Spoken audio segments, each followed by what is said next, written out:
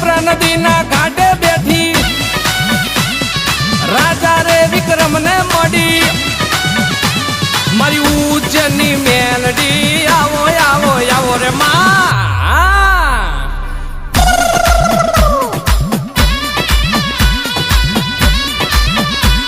મારા બાપની દેવી હો જોજે મારા બાપની દેવી મેલડી છપરા નદીના